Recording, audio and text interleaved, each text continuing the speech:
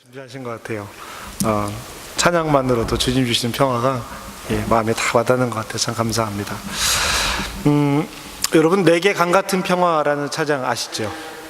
아마 교회를 다니는 사람들은 남녀노소를 막론하고 다 알만한 찬양이죠. 즐겨 부른 찬양입니다. 어느 누구나 쉽게 부를 수 있는 멜로디에 단순한 가사가 많은 사람들이 찬양하겠죠. 어떤 모임 같은 데 가면 내게 강 같은 다 따라할 수 있습니다. 모르는 사람도 금방 따라할 수 있는 찬양이에요. 그런데 이 찬양의 가사를 가만히 보면은요 이 찬양은 그 찬양 가사에 깊은 내용을 담고 있습니다. 내게 강 같은 평화, 내게 강 같은 평화, 내게 강 같은 평화 넘치네. 강 같은 평화, 어떤 의미일까요? 강의 의미를 한번 생각해 보았습니다. 강은 생명이죠. 생명을 담고 있습니다. 여러분, 인류의 4대 문명이 모두 강에서부터 발생했다는 것을 아실 거예요. 강은 생명을 담고 있습니다. 많은 생명들이 그 안에 살고 있고, 그리고 다른 생명들을 살게 하는 꼭 필요한 물을 담고 있습니다. 또 강은 깨끗하게 해요. 지류에서 쏟아져 들어오는 모든 그 온갖 오물들을 넉넉하게 품으로 안아서 자연으로 정화시켜주는 작업을 이 강이 하고 있습니다.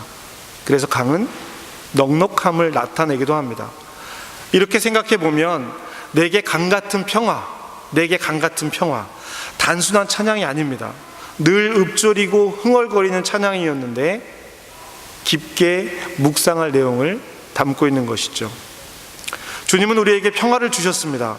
오늘 본문에 기록되어 있는 것 같이 내 평안을 너희에게 주시겠다라고 말씀하십니다. 그리고 이 평화는 세상이 주는 평화와 다르다라고 말씀을 하세요. 주님이 주시는 평화는 생명을 담고 있습니다. 주님이 주시는 평화는 정화를 나타냅니다. 주님이 주시는 평화는 넉넉함을, 포용, 즉 사랑을 담고 있습니다.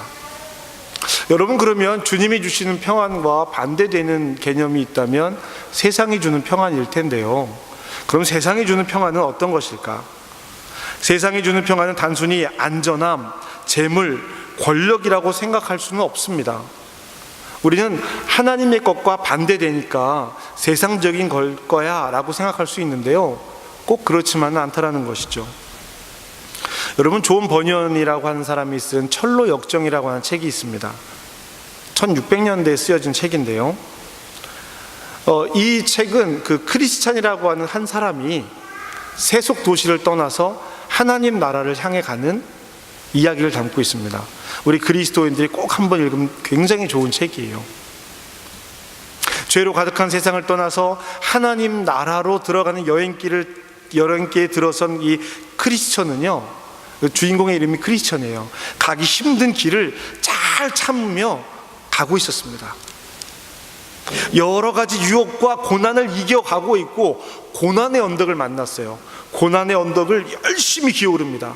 크리스천은요, 뛰어가다가 걸어가다가 너무 힘들어서 고난의 언덕을 무릎으로 막 기어 올라가고 있었습니다. 꼭대기에 이르는 길 중턱쯤에 고난의 언덕의 주인이에요, 여러분. 이 고난의 언덕의 주인이 피곤한 여행자들을 위해서, 그 휴식을 위해서 만들어 놓은 작고 아담한 정자가 있었어요. 이 크리스찬이 막 기어 올라가다가 그 작고 아담한 정자에 들어서게 됩니다. 쉼을 갖는 거예요. 그는 이 품에서 말씀의 두루마리를 꺼냅니다. 성경책을 꺼내는 거예요. 이 성경책이 이 크리스찬이 철로 역정하게 되는 굉장히 중요한 의미를 가지고 있거든요. 말씀을 꺼내서 막 읽습니다. 자기의 마음의 위안을 삼기 위해서 말씀을 읽기 시작합니다. 그리고요, 이 크리스찬이 입고 있는 외투는요, 십자가 아래서 얻은 의의 외투예요. 십자가 아래서 얻은 의의 외투. 이 의의 외투를 이렇게 쓰다듬으면서, 참 내가 이 십자가 아래서 이 의의 외투를 얻어 입었지, 참 좋다. 하나님 말씀을 읽으면서 이 말씀이 나를 힘들 때마다 나를 이기게 했지, 참 좋다, 참 좋다. 잠이 들어버렸어요. 참 좋다 이러다가 잠이 들어버렸습니다. 그런 모양으로 스스로를 즐기다가 옷을 쓰다듬고 말씀의 두루마리를 쓰다듬다가 졸음을 참지 못하고 깊은 잠속에 빠졌습니다. 그 후에 그가 번뜩 정신을 내고 일어났어요. 정신 번뜩 내고 일어났습니다. 그리고 다시 내가 여기서 이러고 있으면 안 되지 하고 막 그 고난의 언덕을 막 또 올라갑니다. 끝까지 올라갔어요. 그런데 끝까지 올라가서 보니 가슴에 품고 있던 말씀의 두루마리를 잃어버렸습니다. 어디 있게요? 어디 있었을까요? 잠들었던 정자의 그 말씀의 두루마리를 떨어뜨린 겁니다. 그래서 꼭대기까지 올랐던 고난의 언덕을 막 다시 내려와 가지고 정자에서 그 말씀의 두루마리를 찾아서 올라갑니다. 자, 여러분, 저는 여기서 세상이 주는 평화의 의미를 찾았거든요. 여러분, 주인공은요, 이 크리스찬은 다른 길을 가지 않았습니다.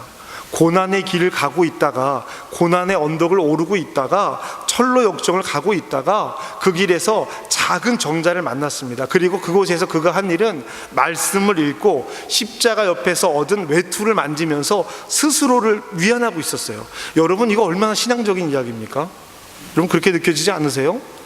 말씀을 읽고 십자가의 의의 외투를 어루만지면서 잘했다, 수고했다라고 얘기하는 게 얼마나 신앙적으로 보입니까? 안식하고 쉬되 신앙적으로 행동하고 있는 것입니다. 그러나 존 버년이 이야기하고 있는 문제는 무엇이냐면 스스로가 그것을 즐기다가 잠들었다라는 거예요. 말씀을 읽는 것을 즐기고 신앙의 십자가 외투를 입은 것을 즐기다가 잠이 들어버렸다는 것입니다. 여러분, 세상이 주는 평화는 스스로를 즐기는 것입니다. 신앙의 여정에 있다고 생각했지만 사실 신앙의 여정이 아니었던 것이죠. 신앙생활의 모습, 말씀을 읽고 십자가에서 얻은 의의 외투를 쓰다듬고 있었지만 그 모습은 갖추어져 있었지만 내용이 잘못된 것이었습니다. 신앙의 모습만 갖추고 있는 것이죠. 그리스도께서 주시는 평화는 이런 것과 다르다라는 거예요. 생명이 움틀거리는 강과 같은 것입니다. 그래서 주님은 우리에게 이 평화를 주시기 전에 먼저 이렇게 말씀하십니다. 요한복음 14장 23절 말씀입니다. 예수께서 대답하여 이르시되 사람이 나를 사랑하면 내 말을 지키리니, 사람이 나를 사랑하면 내 말을 지키리니 내 아버지께서 그를 사랑하실 것이요 우리가 그에게 가서 거처를 그와 함께 하리라. 24절입니다. 나를 사랑하지 아니하는 자는 내 말을 지키지 아니하리니. 주님께서는 제자들에게 평화를 주시겠다는 말씀을 하시기 전에 나의 계명을 지키는 자라야 나를 사랑하는 자라고 말씀하고 계십니다. 나를 사랑하면 내 말을 지킨다라고 이야기하고 계신 거예요. 하나님을 사랑하고 예수님을 사랑한다라고 이야기하면서 하나님 말씀을, 예수님 말씀을 지키지 않는다면 그것은 하나님을, 예수님을 사랑하지 않는 것과 같다라는 것이죠. 그 말을 하시고 나서 그 후에 제자들에게 평화를 말씀하십니다. 우리는 먼저 주님께서 하신 말씀을 알아야 합니다. 행하여 우리에게 보이신 삶을 알아야 합니다. 주님도 주님이 주시는 평화는 세상이 주는 평화와 다르다라고 말씀하고 계시잖아요. 방금 전 말씀드린 것처럼 세상이 주는 평화는요, 참 평안인 것 같아 보이지만, 신앙생활 안에 있는 것 같아 보이지만 생명이 없는 거예요. 사랑이 없습니다. 그래서 영향력을 가질 수 없는 겁니다.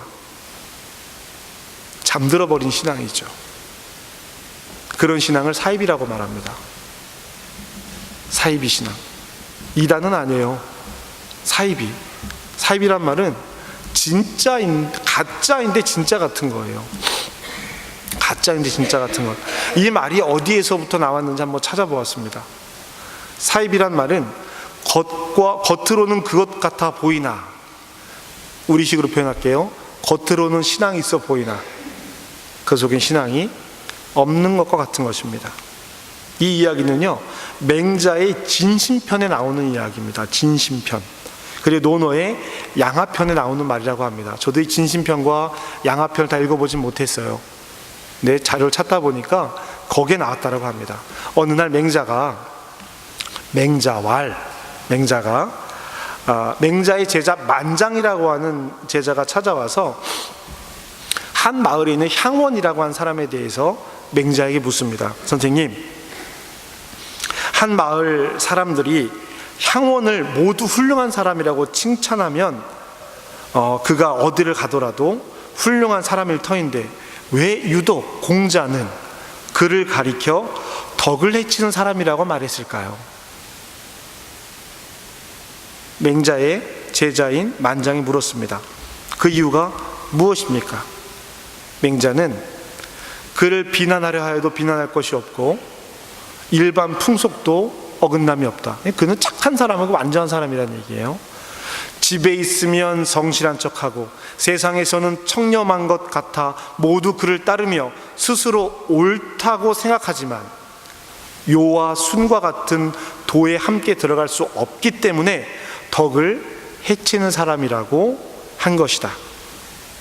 공자가 말하기를 나는 사이비한 것들을 미워한다 라고 하셨다. 사이비는 외모는 그렇듯하지만 본질은 전혀 다른, 즉 겉과 속이 전혀 다른 것을 의미하며 선량해 보이지만 실은 질이 좋지 못하다.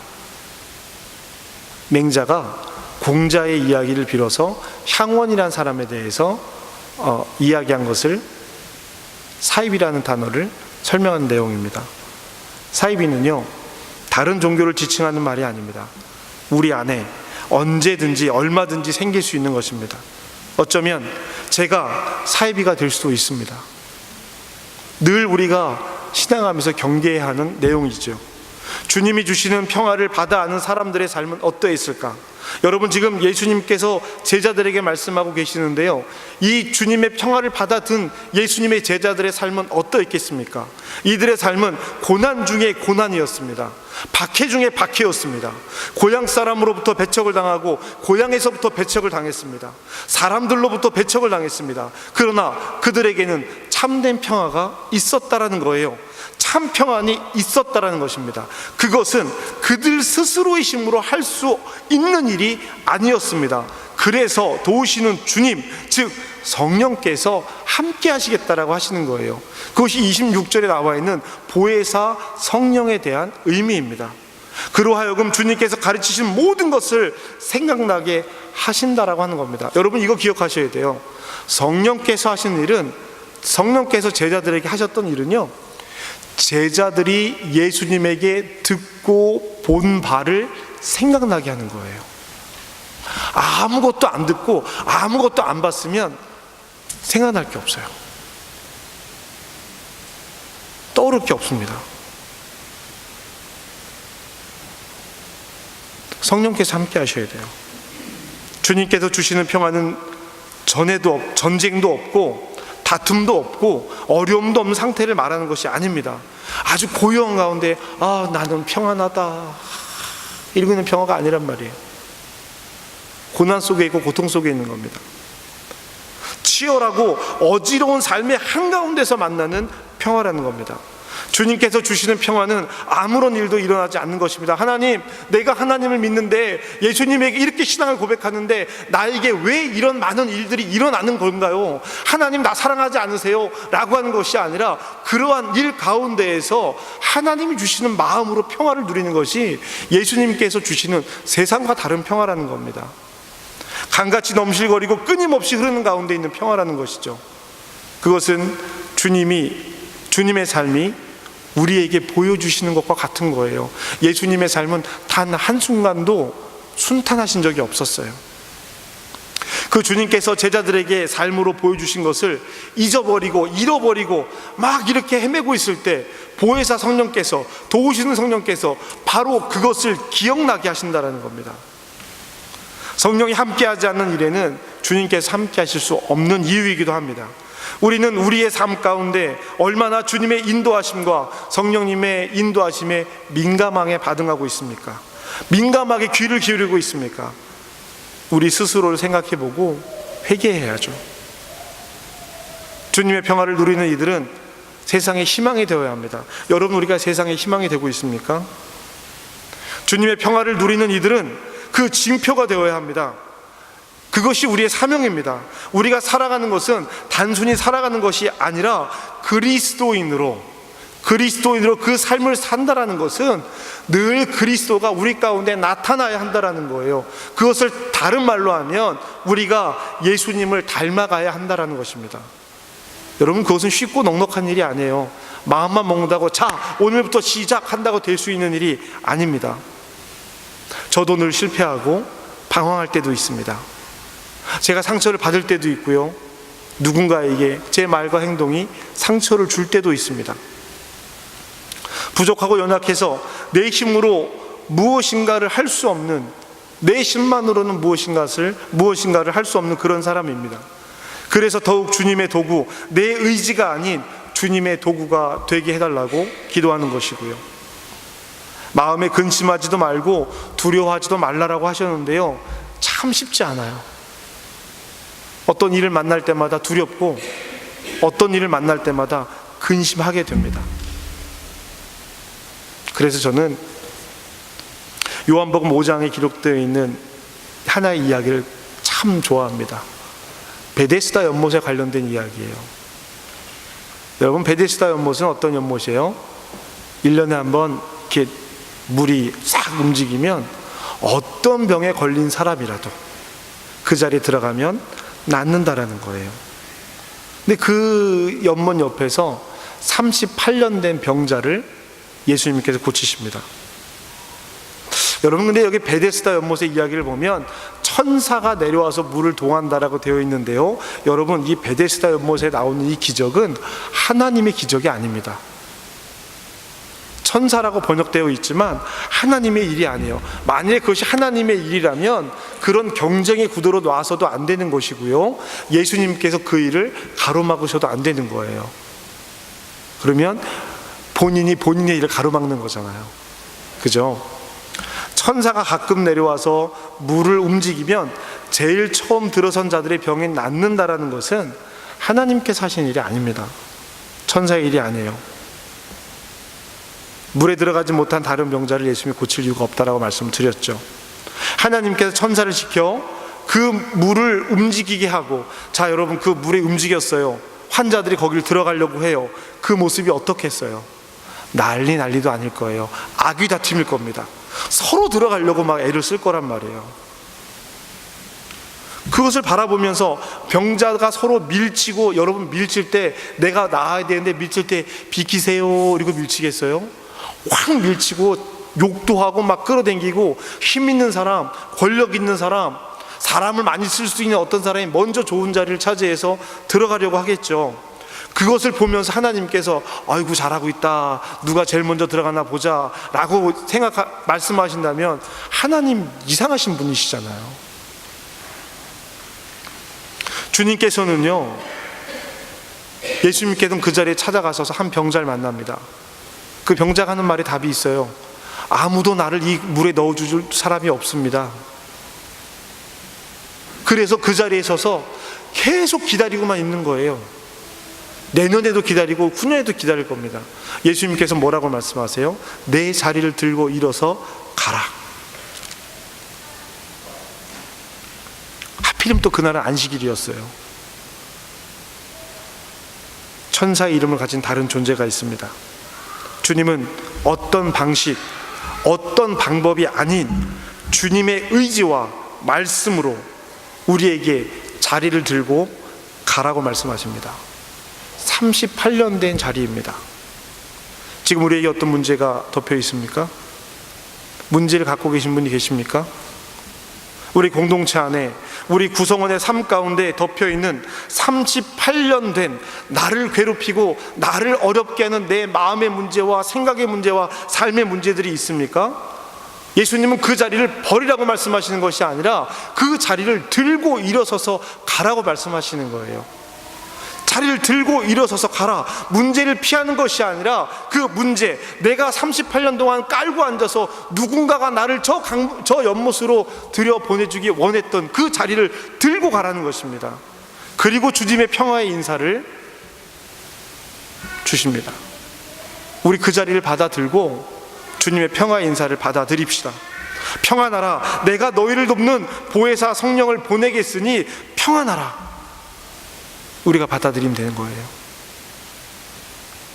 주님은 제자들에게 주님께서 제자들에게 평화를 주시는 것은요, 작별하려고 하시는 겁니다. 이제 인사하는 거예요. 함께 할 수 없음을 계속 말씀하고 계십니다. 내가 하나님 옆에 가서 너희들 거처를 마련할 거야. 내가 없으면 성령이 올 거야. 내가 없으면 너희는 이렇게 해야 돼. 너희는 내가 한 일을 기억해야 돼. 이런 말씀을 계속 주시는 거예요. 부활절 이후의 교회력은 주님의 승천을 위해서 주님의 부재를 계속 이야기하고 있습니다. 돌아오는 목요일이 무슨 날이에요? 예수 승천일입니다. 애들 학교 안 가요. 우리 아이들은 학교 안 가는 날로 알고 있습니다. 목요일, 금요일 다 쉬어요. 예수님 승천하셔서 학교 안 가는 나라는 이 나라밖에 없을지도 모릅니다. 의미를 모른다면 꽝인 거예요. 예수님이 가셨습니다. 그러면서 우리에게 무엇을 약속하시는 거예요? 성령을 약속하시는 거예요. 그 성령이 오시는 날이 6월 9일 날입니다. 성령 강림절이에요. 그리고 그 다음날 또 쉬어요. 우리는 쉬는 날만 헤아리는 것이 아니라 오심의 의미를 따져야 하는 것이죠. 주님께서 가셔야 성령께서 오심을 오늘 본문 역시 나타내고 있습니다. 공간복음도 평화의 인사를 단순한 인사와 구별해요. 평안하라 라고 하는 것은 이제 내가 너희와 함께하지 못하니, 너희가 어떠한 삶을 만나더라도 이 평화, 내가 너희와 함께하는 평화를 지켜야 한다라고 하는 것입니다. 단순한 인사가 아니에요. 단순히 평안을 받으라는 것이 아닙니다. 너희 가운데 평안하라, 이 얘기는 나의 일을 너희에게 맡길 테니 이제 너희가 그 일을 행해야 한다. 예수 그리스도의 일을 위임하고 있는 것입니다. 그리고 그 위임된 일을 함께 도와줄 성령을 안내하고 있는 것이고요. 사랑하는 한민교회 성도 여러분, 지금 이 시간 예배하는 여러분, 주님께서 주시는 평안을 가슴에 받아 안읍시다.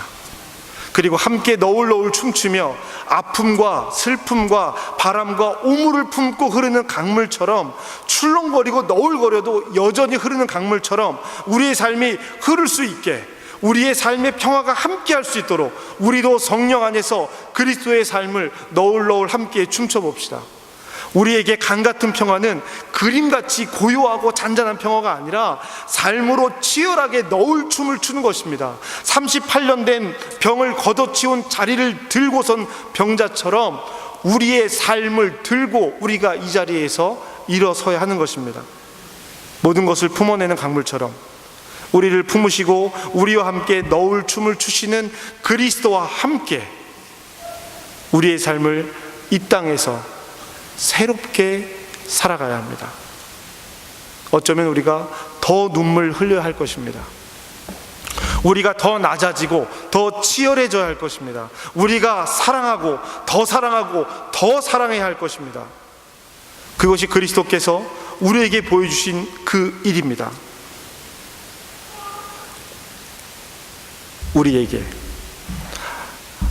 나를 사랑하는 자들이 내 말을 지킬 것이다 라고 하신 말씀, 여러분 그 말씀을 기억하셔야 돼요. 그 말씀을 지키지 못하면 우리가 사랑을 고백하는 그 사랑이 거짓 사랑이 될 수 있습니다.